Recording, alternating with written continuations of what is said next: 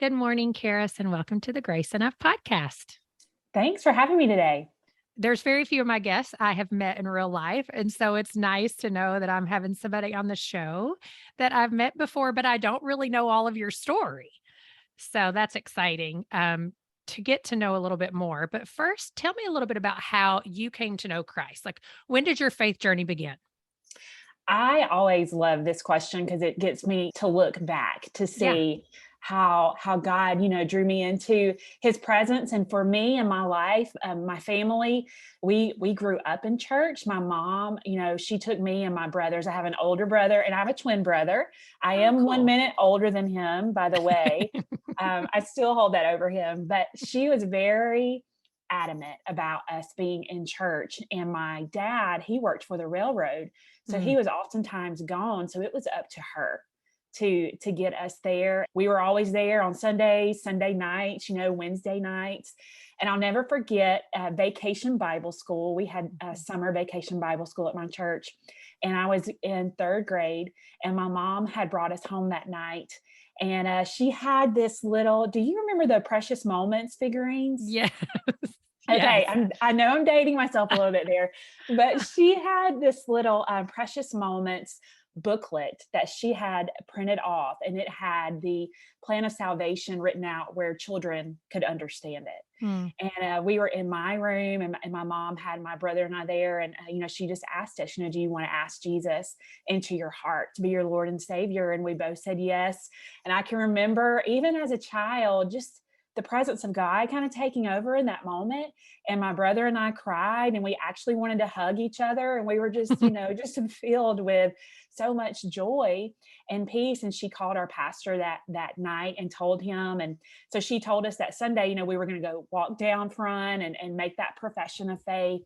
And I can remember I was very afraid. I was very mm, shy. I did yeah. not like to be in front of people. And so I asked my brother to go first.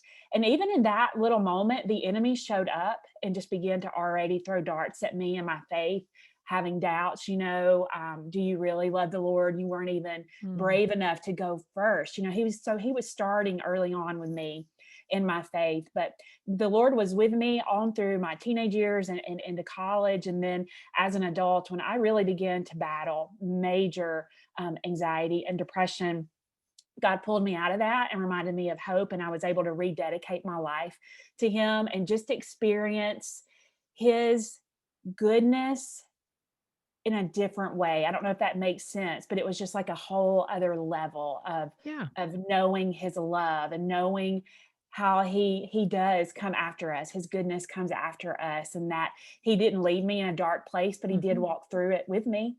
And so I'm thankful that I did know Him as a child, that I had that foundation, so that when I was an adult going through those really difficult times, He was there, and His hope and His love surrounded me in those moments, so that when I did look up, I wasn't alone. Yeah, I mean, I think that's part of what we describe as sanctification, right? Like, even in hard things, there's another layer that is added to our faith when we have to decide, do we really believe that God is with us even when we're not necessarily getting what we want Yeah. or when things aren't easy? Like, that is another way that He shows up for us. And it's another layer of faith. Yeah, yeah, and it's that whole working out our salvation, Yeah. just seeing how real He is, how powerful He is, and how loving, that He's not just this God that's far off. He is our Mhm. Abba. He's our heavenly Father. And so just to look back, through that journey and to see that from early on, even, up into an adult years, it makes me very grateful just to Yeah. see how He loves us and how He shows up in different ways for each of us. It doesn't look the same. No one's story is the same, but He is the same God, making Mhm. sure that we know of His love and power. Absolutely. Well, as you shared a little bit, that it sounds like you actually experienced anxiety first in college. Is that correct? Yeah, I experienced a lot of it in college. I experienced it probably and not knowing it as a young child. I was Mm. bullied. I have a mild form of cerebral palsy in my left side. And so a young boy who lived in my neighborhood we went to a small school, we went to church together. Mhm. He pointed that out in front of everyone and was like, "Why do you do that? What's wrong with you?" And so early on, I realized, hey, I'm different.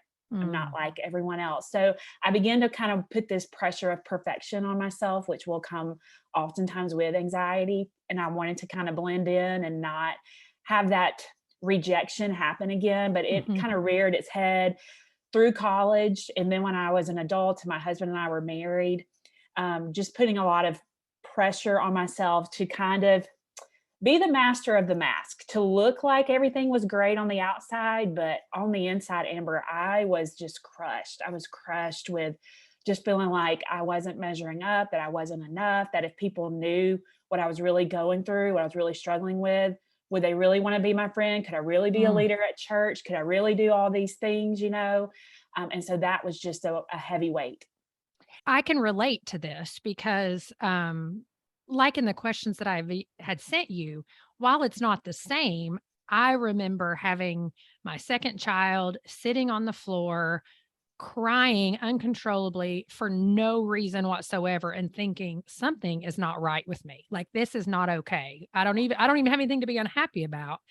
And so it was postpartum depression for me, but for you, it was like a major anxiety attack while your daughter was playing nearby.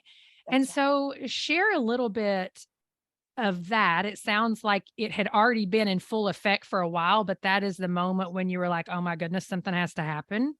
Yeah, yeah, that's right. I was sitting in our living room. I remember our little beige couch that we had in Mhm. there, and my heart, I felt like I could see it beating out of my chest. It just came out of nowhere, like you said. I mean, it just came out of nowhere. Mhm. And literally, I thought I was dying. I thought I was having a heart attack. And my daughter, who is now a teenager, she was 2 at the time, living her best toddler life in her playroom, organizing her toys, which I wish she would Do come and now. organize. Yeah. 'Cause she loved doing that then. And I just remember thinking, Zoe is going to come in here and find her mama dead on the floor. Oh my gosh. And that put me into even more of a panic Yes. because I'm putting this shame, heaping shame on myself. And I have to tell you, I have to be honest, in that moment in my life, in that season, I didn't think anxiety and depression were real. Mm. And if you were to have come to me, dealing with Yeah. those things, my advice to you would have been something like, well, you just need to try harder. You need to pray harder. You just need to trust God more. And if I knew you really well, I would tell you, you just need to suck it up, buttercup, not compassionate, not understanding. So when I found Wow. myself in that moment, first of all, I realized, hey, I don't know what this is, but it's very real.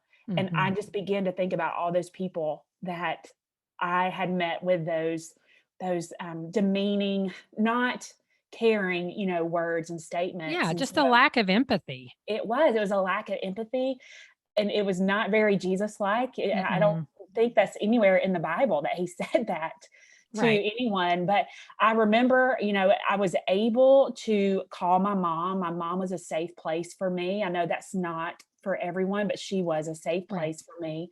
And I called her and she said, Karis, I think you're having an anxiety attack, but you need to go to the doctor. Now, I was around 30 years old and I knew to not argue with my mom, to do, what she told me to do.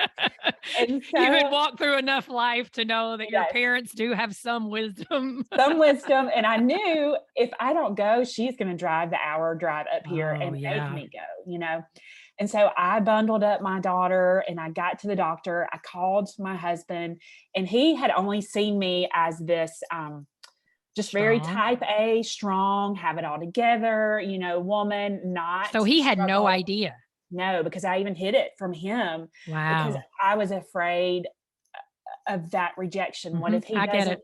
love me? What if he sees me who for what I As really am, weak. that I'm a weak person, I'm a hot mess, and then what? And so I remember calling him, my voice was just trembling. He had no idea what was happening. And Mm. when they got me into the room, I still remember the nurse hooking me up to that EKG machine.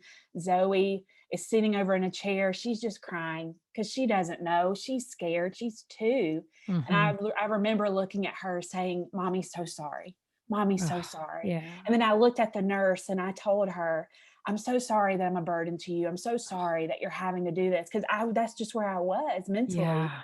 I began to think I was a burden and I was a bother, and so that's where that depression, Mhm. kind of started to creep in. And I'll never forget that nurse looked at me and she said, Hey, this is my job. I was meant to be here for you today. So she Mm. kind of met me in that moment. My husband showed up and he was like, what do you want me to do? And I said, just take our daughter and go. And he left. And the doctor came in and he said, your heart is fine. Yeah. You're having an anxiety attack. Yep. And I can remember looking at him still saying, are you sure? Mhm. Is that really I real? mean, And I have 3 friends right now, I could say all 3 of their names that have said the exact same thing as same. you. Okay, see, like it's just this thing, like we're in denial. Like, is this really happening? Mhm. Um, and I remember him telling me that, him telling me, hey, you need to be on some medication. And I can remember saying, hey, I'm good. I'm fine. Mm. Now I know. So I just kind of pushed it down. But in that, I had been kind of starving myself a little bit, trying to keep that outward look of perfection, like everything looked okay. And that also gave me some control. Oh, Sometimes with yeah. anxiety, you want to control. So I felt like I could control it, but also, I don't know if this will sound strange to anyone. Maybe you can understand when I say it, but when I would starve myself, when I wasn't eating, it would kind of numb the pain. It would numb the pain Mm. of the anxiety or numb the pain of the shame and the fear and the rejection that I felt. So instead of dealing with it, I numbed it. Now, some people will use different things to do Yeah. that, but that's what I did. I wanted to numb it. And then I overworked out and I had ended up kind of straining that chest cavity muscle wall that we have. The doctor said, because you've done that, you can't lift a Walmart bag, your 2-year-old, nothing for the next 5 to 6 months. You have Oh to my let it gosh. heal. And so that for me as a mom, I thought, well, there goes my purpose. There goes what I can do. And then I started to see how people were doing things, quote unquote, better than me. So am I really needed here? So how long was this process of you discovering that it was anxiety before you finally said, "Oh my gosh, like, I cannot do this on my own." That doctor's visit happened maybe in like June or July of 2011. I still remember the year. And it was September of 2011 when I realized I needed help. That was about a 4-month span. Now, Yeah. previous to that doctor's visit, there was about 4 or 5 months that went on where I would have those random anxiety attacks, but I would just Yeah. push them down and ignore Mhm. them. You know what I mean? And it would scare me, but then I would just ignore it. And so, really, what brought me to that place that I knew I needed help, I ended up finding out that I was pregnant. Now, in that moment, I weighed Amber close to 100 pounds. Like I was just a shell of a Oh person. And my I gosh. knew, even now, there are not many pictures of me from that year because I knew that I did not look healthy, that I did not look well. But somehow I was able to get pregnant. And I remember my doctor and her just kindness. She said, listen, it doesn't matter to me if you eat donuts for breakfast, lunch, and Mhm. dinner. I just need you to eat for the sake of the baby. And a couple of things happened in that moment. First of all, that mama bear instinct, that we Yeah. have, like Mhm. we'll do things for our kids that we will probably not do for ourselves or even for Yep. our kids' friends that we take in and we love and we feel like they are our own. So I would fight for that baby. But also, I have to be honest and say, if a doctor tells you you can eat donuts for breakfast, lunch, and dinner, you eat the donuts for breakfast, lunch, and dinner. And I ate a lot of donuts. And in that time span, I probably gained about 6 pounds in about an 8-week period, but I ended Wow. up having a miscarriage Oh gosh. and I lost a baby. And I mean, here comes the enemy with every dart, every lie that he's got. Look what you did. Look what happened. You are more of a burden. They don't need you here. They'd be better off without Without you, you. Oh. But in that moment, it was like God just kind of reached down his two gentle hands and said, look up, look up. And when I looked up, I wasn't alone. No one rejected me. No one turned their back on me. They loved me. And they said, we're here for you. And so in that midst of all of those people, I began to realize, hey, I need help. I need Mhm. help. This is very real. Anxiety is very real. It is very paralyzing. It is not looking for one certain type of person. It will come after whoever, Yeah. you know? And so I knew I needed help. A counselor helped me. A doctor helped me. As I began to share my story and talk more about it, friends would begin to say, you too? And I'd be like, yeah, me too. Why are we not talking about this? Why are we not sharing more of our Mhm. stories? And so, kind of realizing that I wasn't alone, that it was okay to ask for help, that was actually the right thing to do, and that I wasn't failing God in letting others Yes. help me. Galatians 6:2 says that we are to bear one another's burdens and so fulfill the law of Christ. Yeah. So, I had to kind of get some of those perceptions, those the things that were not true that I thought was true. I had to change some of that. And so that counseling, that doctor, I needed that. I needed both to get Yeah. to the root of those issues, but also to help my brain and my hormones that were just, Mhm. they were out of whack. Yep. And I Yeah. needed that help. And so it was life-saving and life-changing for me. Mm. Well, and I think that's the thing is the stigma is slowly shifting, Yeah. right? Yeah. Um, we see it in so many ways as more and more people talk about it. I do think Christians at times still it's like we're slow, man. We Why is that? We are slow. Yeah. Well, I think sometimes it's because we accept things as good theology that were maybe just opinions, and we don't want to correct bad theology quickly. Yeah. I mean, there it's a little bit more complicated than we like to say that it is, and because we feel like we're weak Mm, when we admit wrongdoing. yeah. But as I've seen it become a little bit more, normalized, like seeking treatment, medication, brain science, like just Yes. realizing that brain science is actually God's science, like God's the one who created brain Right? science. That is not they're not opposed to one another. They actually directly, well, they are the same thing. Right, right. I love it. And it's like we just can't wrap our minds around that or something. I'm like, "No, God is the creator, and so he knows all about science." But anyways, that's a side note that I could go on and for hours about. Um, I guess my question for you would be, as you started getting rid of some of the stigmas in your own mind, that sometimes we just tell ourselves, but then sometimes we have heard from places like the pulpit or other Mm, Christian friends. What were some of the things maybe that your counselor worked through with you to say, okay, you have to shift your mindset from mm. this to this Yeah, that is a great question. One of the most important things that she did for me was let me be process? emotional and Yeah. let me process. I can tell you probably the first 2 or 3 weeks that I went to sit with her, literally all I did was cry. Like I Yeah. just could not get words out. I know. And Yes. she let me. Like, Yeah. she just let me sit there, and I can remember when I would leave, I felt so much better. I felt so much Yeah. Sometimes you lighter. don't need to be fixed. I didn't, and that's true, and I realized in that moment that emotions were not bad. God gave Yeah. us those emotions. We just don't need them to control us, and by Mhm. pushing my emotions down, by pushing down, memories or things that I wasn't dealing with, it was controlling me because I wasn't Mm. letting it go. And so I can remember that she did that for me. She let me be emotional. She let me process those emotions.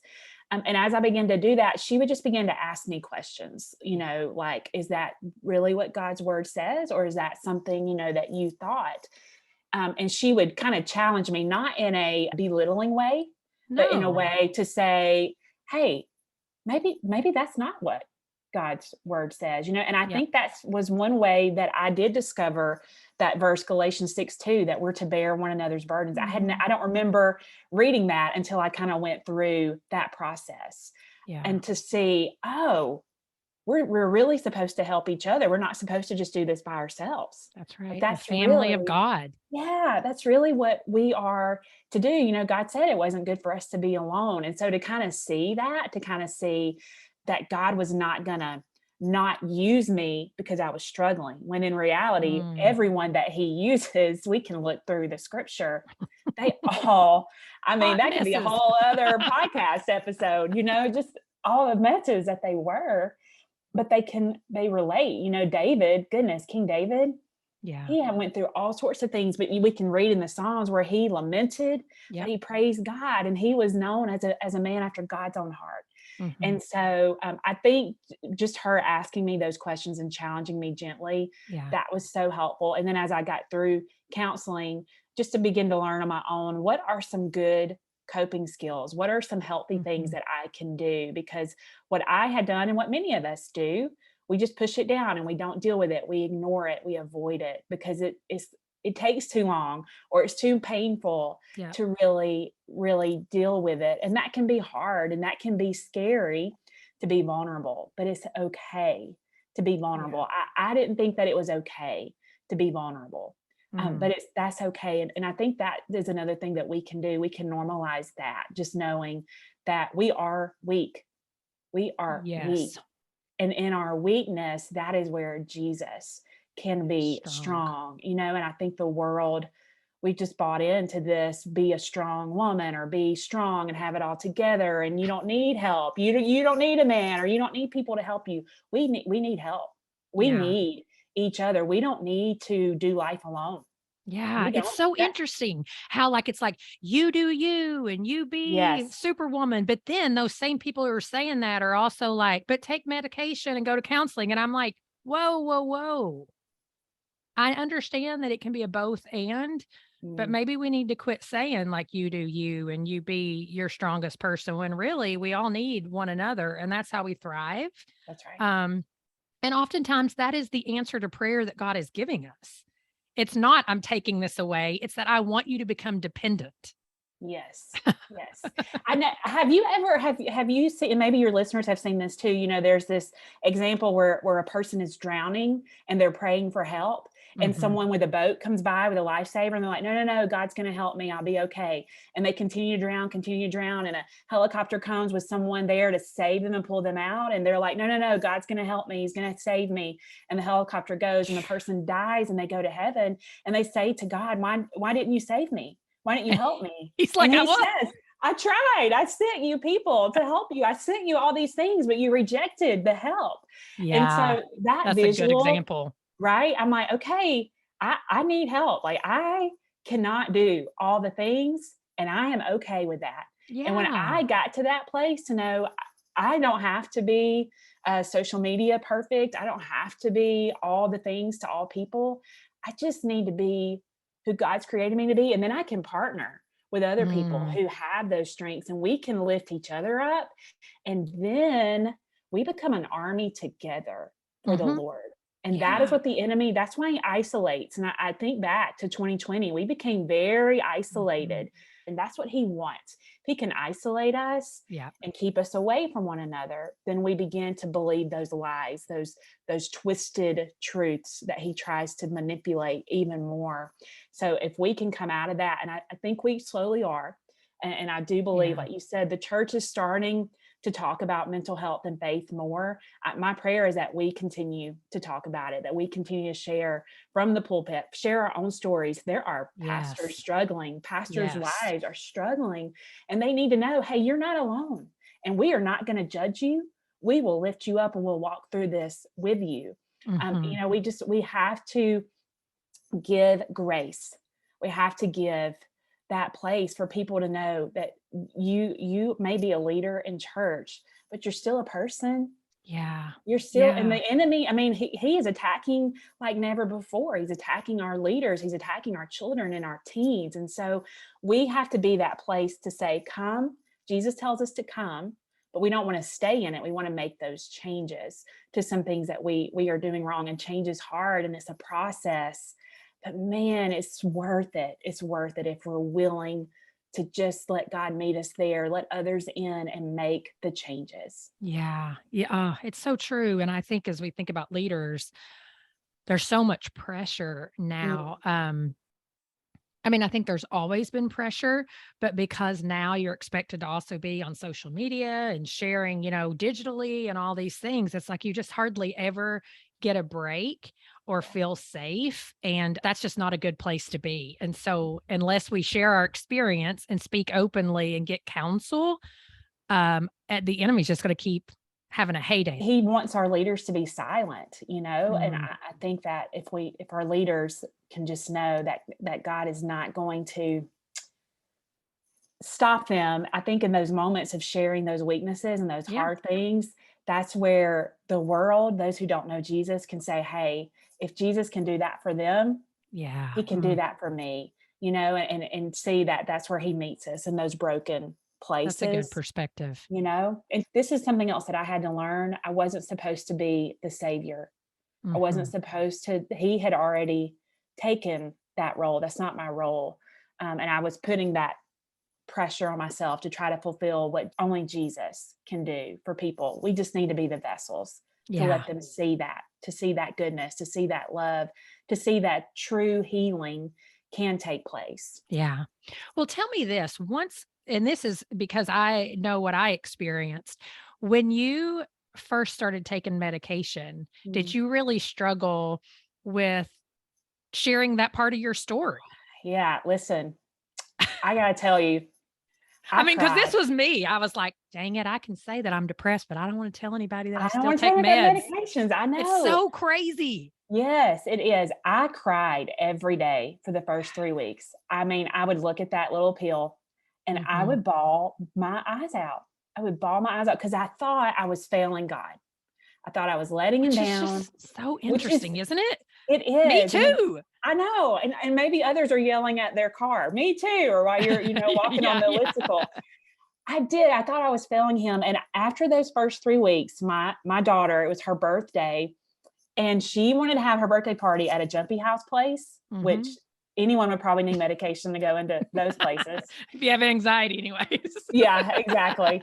And, I can remember I felt different that day. Mm. I wasn't foggy, like, my mind wasn't in a fog, you know what I Yep, mean? Like, I I could do. think clearly. I was actually, like, joy, like, I had joy. Little things didn't stress me out or overwhelm me, like, it was okay. Everything was gonna be okay. And I Yeah. remember her saying to me, "Hey, mom, will you go down the big jumpy slide with me?" Now, old Karis would have been like, "No, no, no, no.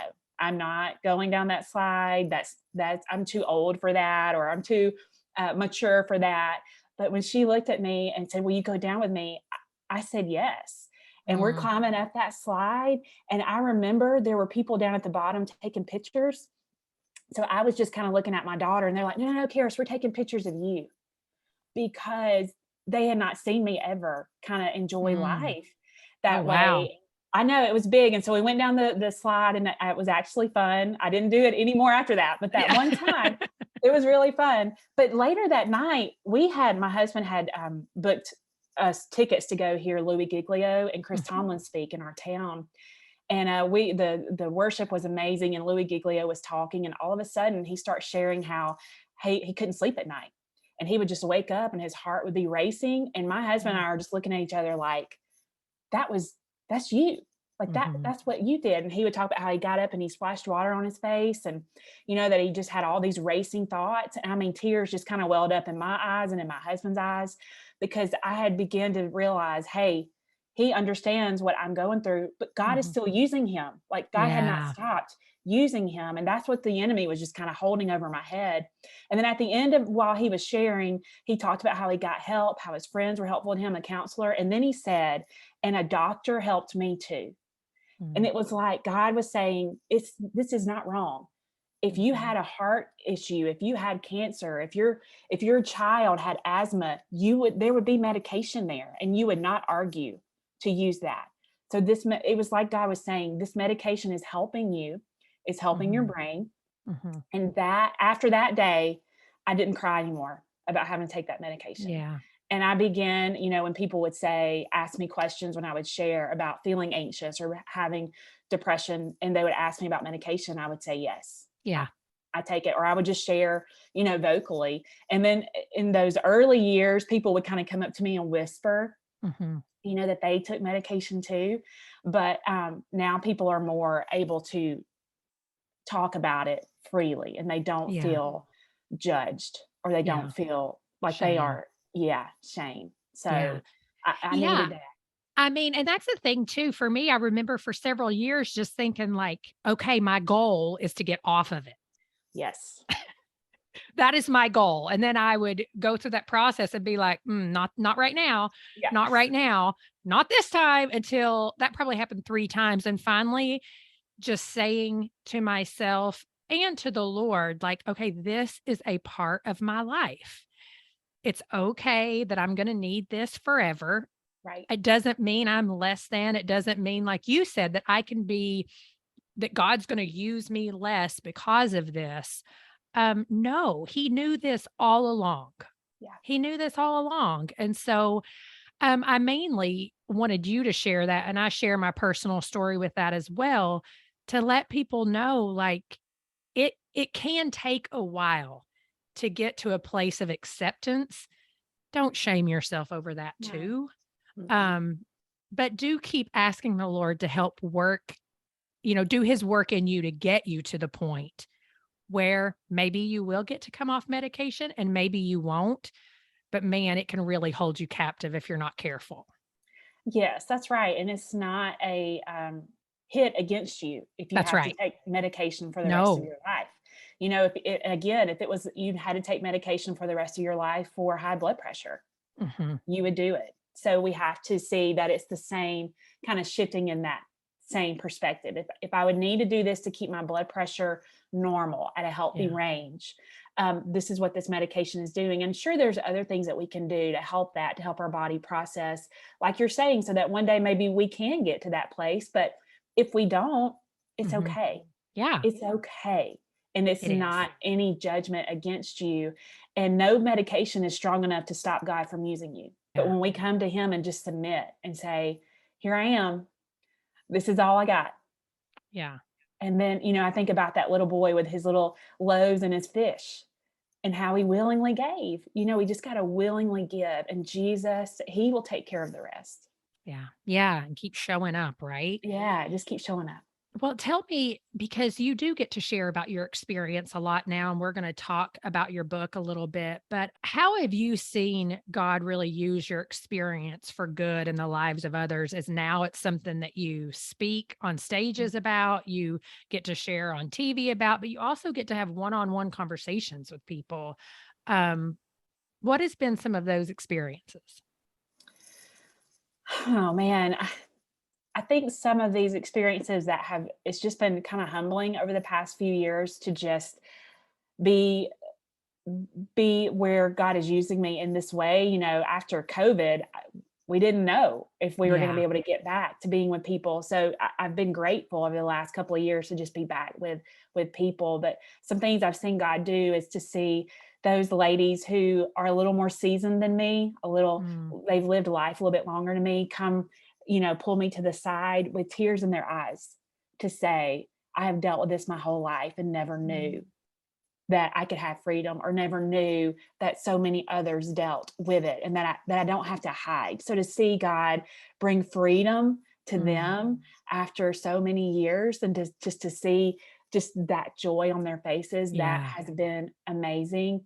To watch families come together, parents come, with their kids Mhm. to events when I do things for families, and for parents to see, oh, I didn't realize that when I was telling my kids that it's no big deal, that I was really dismissing what they were going through. And to see that kind of light bulb moment, not just for moms, but for dads, Yeah. that's been really, really sweet. And even just to be able to go into schools and, a lot of times when you go into public schools, you can't share your faith, but Jesus can shine through. He can come through however he Yeah. needs to. But just to have high school students or fifth and sixth graders come up to you and say, this is me, this is what I've been dealing with. And I didn't know that this is what it was. I didn't know that's what I was feeling. And then they could actually name it now, and they can put skills to work to see kids grab a hold of that early on, so that when they are adults, it's not going to, steal from them, take from their life. Right. Those have been really, really impactful moments, and even for me as a mom, to have 2 daughters, um, and to just have different conversations with them to say, "It's okay," if you're upset or you need to express something, and to learn how to do that in a respectful way, but to Yeah. give them that permission. That's been really, really good for me. I don't get it right every time, but just to try to let them have those moments where they need to express and know that we can be a safe place for them. Because if we as parents are not a safe place, they'll go to the world. So we want to be that safe place. We may not have all the answers, but we want them to know, hey, you can come to me whether I have all the answers or not. This is Yeah. this is where we want them to come. So Yeah. all of these things have been good for me. And even in these moments that have been good for me, where the anxiety creeps back in and the I was going to attacks say, come it's not out of like it's nowhere. gone. No, I wish I could tell you that it was, Yeah. but just in those moments to see how God has helped me to not put myself back in the shame corner, Mm. but to run to Him and say, "Okay, I'm struggling. Today's a hard day. This is a hard day." And so to know that even in the midst of those moments when those attacks come back, I'm not alone. I have those friends, that friend group that I can go to where there is no judgment, and I can say, "Hey, I'm struggling. This is really a stinky day. This is really a hard Mhm. situation." And they let me work Yeah. through that. And then I have those friends too that are like, "Okay, now that we've worked through that, what's the solutions? How are you gonna shift?" That's So right. so all those things have just been so good. And just to see, I bet you get this too, Amber, when you see other people experience God's love and kindness Mhm. and get that light bulb moment and to be there to see it, there are really no words to describe that. It's true. And I mean, when you finally say, like, okay, Lord, I'm letting you use me in what has been some of the most difficult experiences of my life. And really anyone can be used, Yeah. but now just opening my mouth or being honest or whatever it may be, it is incredible to just see, like, okay, Lord, hiding all that is a tool for the enemy. But, and that's not saying we're out bemoaning and whining and acting like, woe is me. It's more like for his glory, sharing, hey, this is real in my life and God's showing up. It may not always be exactly how I want him to, but he is Right. showing up. He's showing up. That's right. Well, so your book, Anxiety Elephants. Well, first of all, how did you get to anxiety elephants? Okay, so I have to put this side note in here. I am from Alabama. I graduated from the University of Alabama. Ah, Okay. there Now, we this has nothing to go. do with Big Al, the elephant. It has nothing Oh, to it do with him. doesn't. It does Okay. not. No, but when I launched that book, I had friends who are also from Alabama, but they went to our rival university, Auburn Auburn. University. And so when I launched this first book, they wanted to be on my launch team, but they were like, "Look, I just need to make sure this elephant has nothing to do with your college background." I was like, "No, no, no, it doesn't. It doesn't." So, but anyway, so when I would speak, I was a speaker before I wrote any books. And so when I would describe the anxiety attacks, Like an the elephant on your visual, chest. yes, that I would give would be that elephant, that heavy weight on your Mhm. chest. So for those who had never experienced anxiety would realize how heavy that weight Mhm. feels. Yeah. And then, for those who do have anxiety to understand, oh, that's it. That's the weight that I'm feeling on me. So that's kind of where that visual came Yeah. from. So when I began to think about writing, the Lord was just like, here, anxiety, this is it, anxiety elephants. And I was like, Awesome. oh, okay, yeah, I'm laughing because, 2 of our really good sets of friends from Tampa, one family went to Alabama and the other one are Auburn fan. Well, they went to Auburn, and so it's kinda always this running joke, and then yeah, Anna is one of my really good friends who had an anxiety attack like I was talking about earlier, and she was yeah, just like it blew her way. Um, so now I feel like I need to, like, send her this book and stuff, even though she's in a yes. really healthy place now, but it's just funny that it's like Alabama, Auburn. I get That's the it. tension there. See, you get Um, it. yes. And so anyways, the book is 31 devotions, really geared towards what I am assuming is helping people find freedom from anxiety.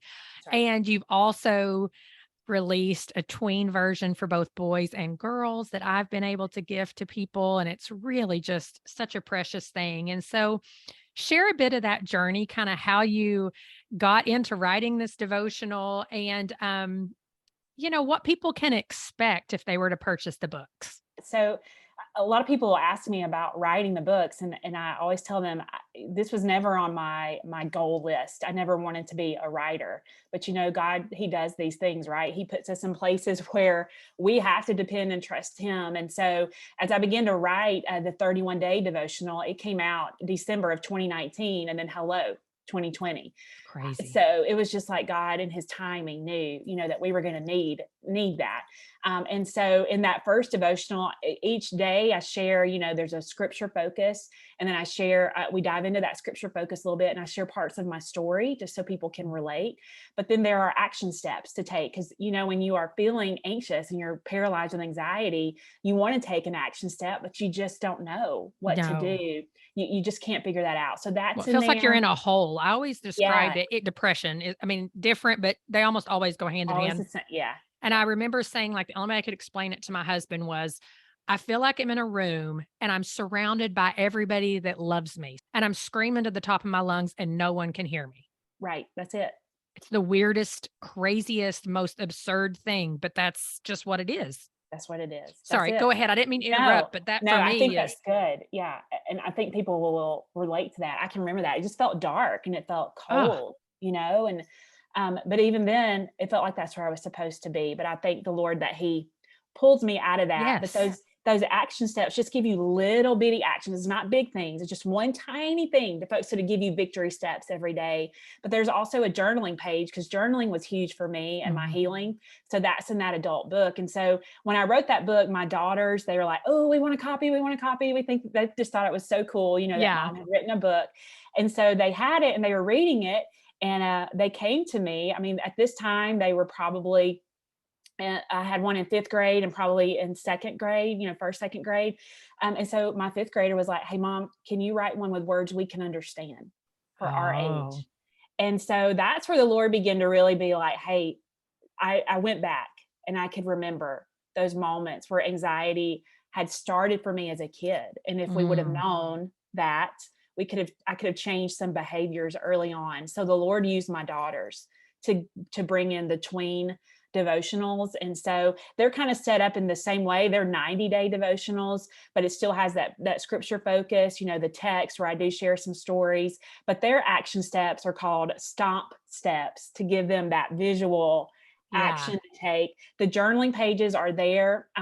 The content of the books are the same for the girl and boys. We wanted to do different covers Yeah. because you probably get this. Boys, they get left out sometimes for devotionals. And we wanted them to understand, hey, you have emotions too. You can get anxious, you can get overwhelmed Yeah. too. So we wanted them to know this book is not just for girls. This is for boys. This is for Mm, both of you.